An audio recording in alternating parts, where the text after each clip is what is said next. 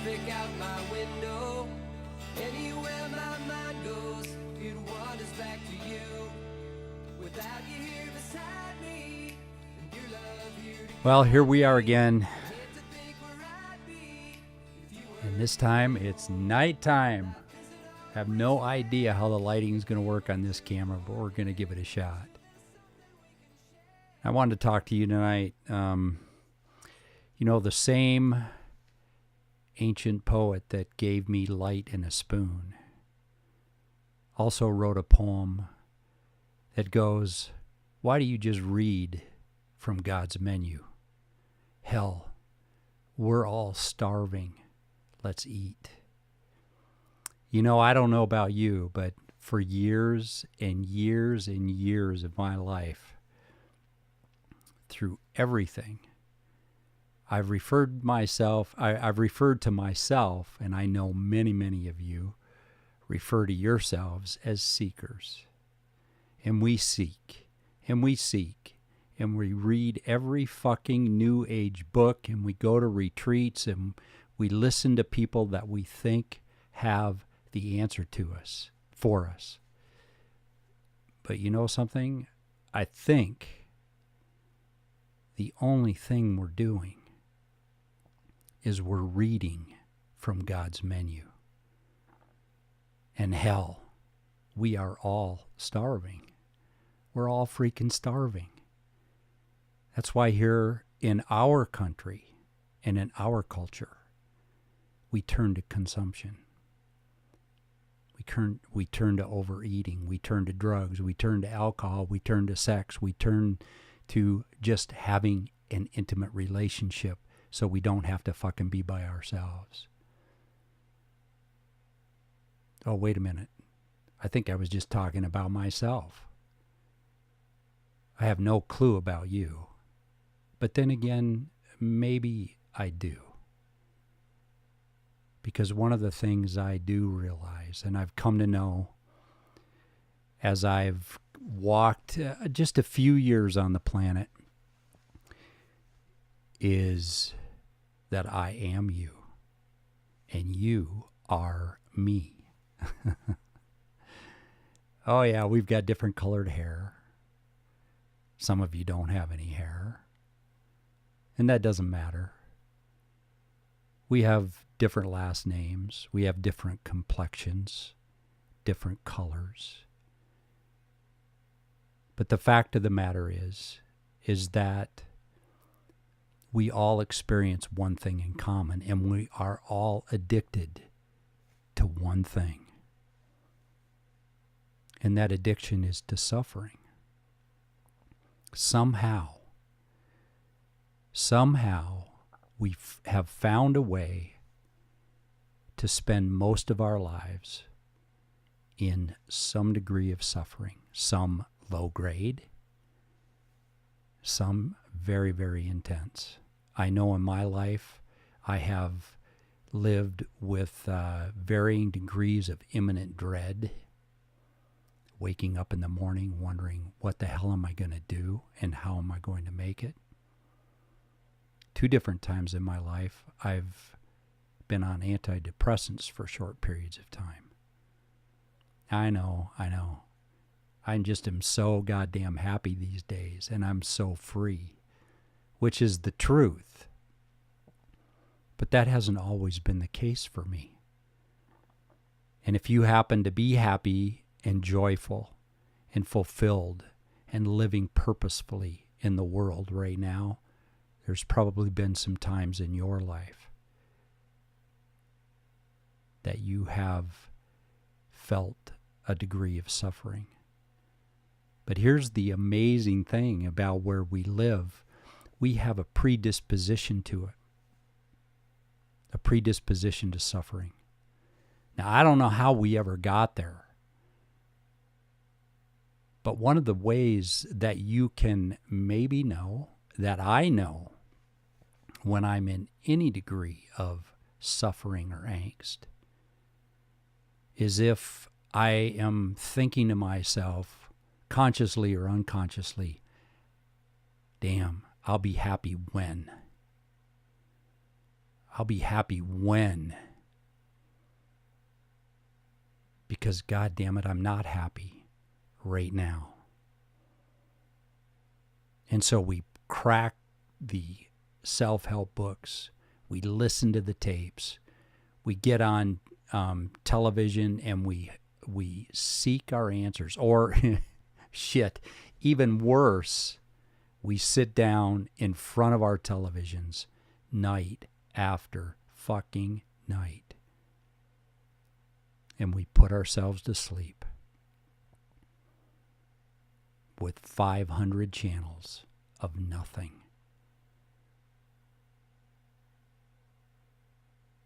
And we're numb, we're cold, we're disconnected, and we hurt.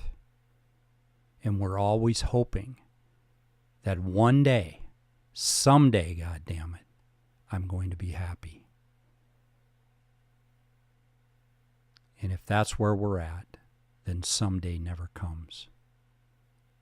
But somehow, we read the books, we listen to the tapes, we talk to all of our friends for their advice for us. And day after day after day, for years and years and years, I came up empty. And for years, I came up depressed. For years, I withdrew and had a hard time functioning in the world. But not so today. Because not that long ago, maybe 5 or 6 years ago, well, no, actually it's been 6 years and change, I began to wake up. I got tired of reading God's goddamn menu. And I'm talking about, I spent years like reading the Bible. And as we used to say, or some still say, we searched the scriptures. And we dug and dug and dug and dug and dug into this book. And we had absolutely no clue what was available to us. At least I didn't. And you know something? I didn't meet very many people in that faith tradition and in that wisdom tradition that had much joy. And now that I look back, I don't know that there were many people. I certainly didn't have much that anybody else wanted. But we read the menu. I read the menu. And since then, I went on to maybe set that book aside as a primary read and a primary menu. But I've picked up many, many more. And I've been looking for the answers. I've sat with teachers while I starved. I mean, like I'm starving in my soul. And I didn't know how to get out. I didn't know what to do. And it got pretty damn dark. And then not that long ago, I heard somebody mention something about meditation. And I heard a podcast. Now, I'm not saying that the menus, that like God's menu or different scriptures or books or sacred writings or wisdom traditions don't have things that can spark our imagination. But if you keep reading the goddamn menu, nothing ever happens because the menu is sitting in front of us while we starve. So where's the food? Where's the nourishment? Where is that our souls are hungry for? Hell, we're all starving. Let's eat.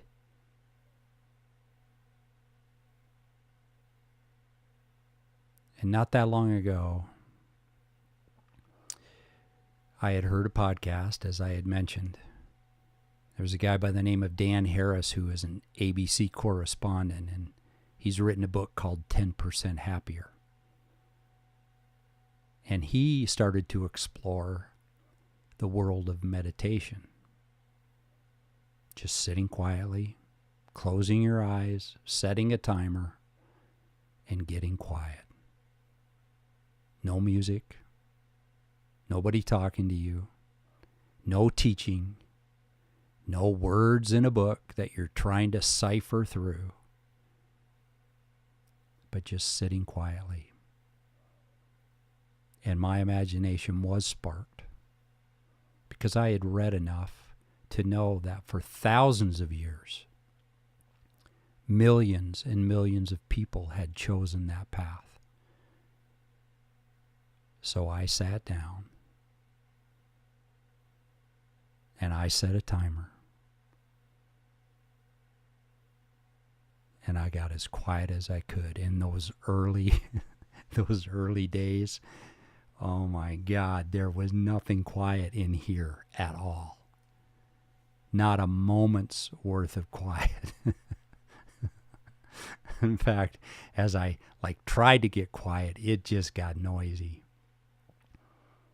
It was saying shit like, what the hell? What do you think you're doing? Like, how is this going to help? With everything you've tried, how the hell do you think this is going to help? This is the stupidest thing you've ever done. But I kept coming back. You know, and people who have a practice of meditation, they often call it, they refer to it as getting on the cushion.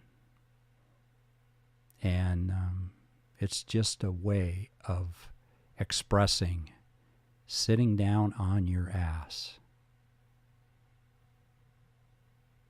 closing your eyes, getting quiet, and following your breath. So I did that.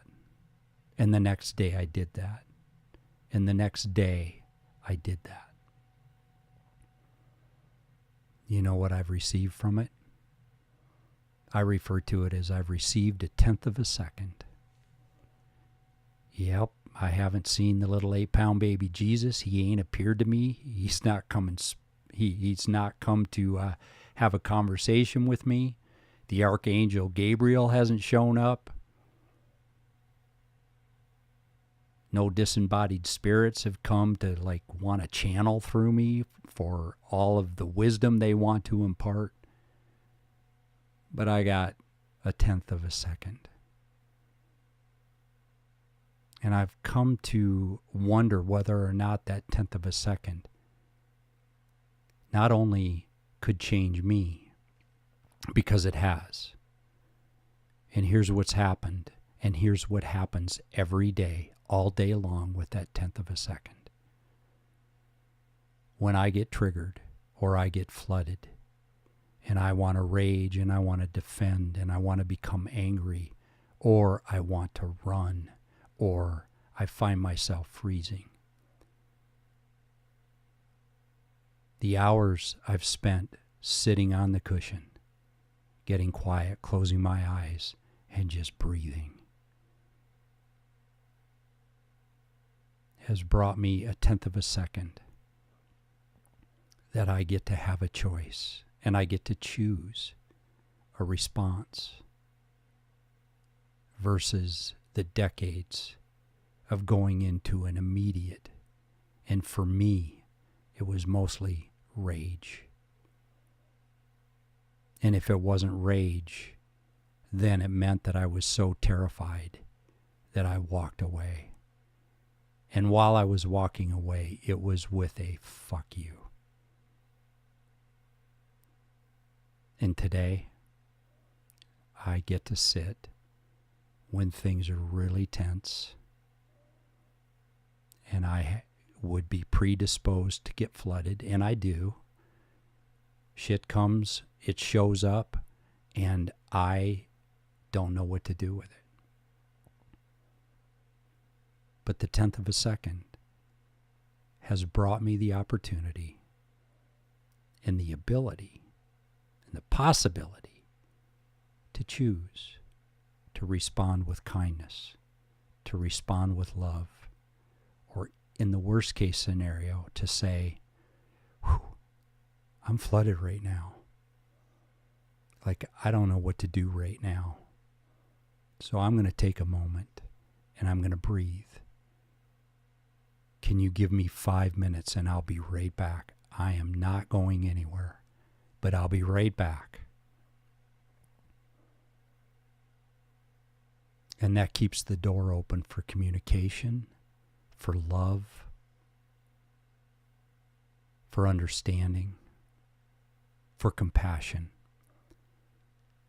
And it brings me back to be able to sit with my heart open, with my mouth closed, and with love in my heart. And I can resume the loving act of listening. The other thing that 10th of a second has given me, when those moments are happening, or even when like there's a lot of pressure and just like so many things that need to get done with so little time to do it, and I am angst and ragged and not so sure that I'm going to be able to get everything on my plate done, or someone hurts my feelings. Now, let me rephrase that. My feelings become hurt because of what somebody says or does, and I take it personally. And I have to deal with human emotions, or a love in my life chooses to say goodbye. Yeah, that hurts. Or someone offers an opinion about the way I'm living my life. That hurts. And I don't know what to do. The other thing the 10th of a second has given me is underneath all of those emotions of pain is a sense of incredible joy. It's like a river running under the surface all the time, even when the emotions on the surface are turbulent and stormy. And my life is turbulent and stormy. Underneath it is this river that flows, and it flows, and it flows, and it flows. And for a while now, it hasn't stopped flowing. It's not like that well's ever going to dry up. So this morning, when I got up at 5 o'clock, I got my ass on the cushion. I sat down. I got quiet. I closed my eyes. And for a half hour, I just breathed. And I would invite you, dear one, would you be willing to consider joining millions of us that are pausing in their day to shut the devices off, turn the TV off, find a quiet place, and if you even begin with 2 minutes to sit for a moment, quiet your mind, close your eyes, and breathe. And then do it again tomorrow. Because I'm willing to bet that if we go there, and we go there every day, and we become consistent in that capacity to find the quiet place, because that quiet place, my dear friends, is the place of power. It is the place where love resides, and then power emanates from that love to change my life, to change your life, to change the lives of the people you so deeply love. And I'm convinced of this, that 1/10 of a second,